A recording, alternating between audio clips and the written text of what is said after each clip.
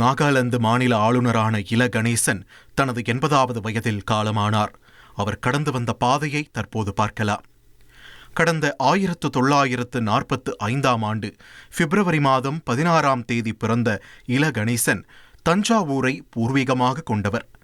RSS மீது கொண்ட தீரா பற்று காரணமாக வேலையை விடுத்து திருமணம் செய்து கொள்ளாமல் முழு நேர செயல்பாட்டாளராக தம்மை அர்ப்பணித்துக் கொண்டவர். எமர்ஜென்சி காலத்தின் போது ஏற்பட்ட கலவரம் காரணமாக பலரும் கைது செய்யப்பட்டு வந்த நிலையில் ஓராண்டுக்கு மேல் தலைமறைவாக வாழ்ந்தவர். அதன் பிறகு பாஜகவின் தேசிய செயலாளராகவும் பாஜகவின் துணைத் தலைவராகவும் பதவி வகித்தவர். 1991 தமிழக பாஜக பொதுச் செயலாளராக தனது அரசியல் வாழ்க்கையில் அடுத்த கட்டத்தை நோக்கி நகர்ந்த இல கணேசன் அன்று கட்சியை வளர்த்தெடுத்ததில் பெரும் பங்காற்றியவர்.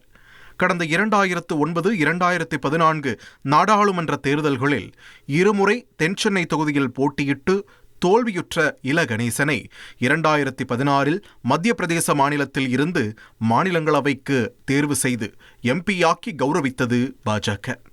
பிறகு 2021ஆம் ஆண்டு மணிப்பூர் மாநில ஆளுநராக நியமனம் செய்யப்பட்ட இல கணேசன் 2022 சில மாதங்கள் மேற்கு வங்கத்தின் கூடுதல் பொறுப்பு ஆளுநராகவும் பதவி வகித்தார். இறுதியாக கடந்த 2023ஆம் ஆண்டு முதல் இறப்பதற்கு முன்பு வரை நாகாலாந்து மாநில ஆளுநராக அவர் பதவி வகித்து வந்தார்.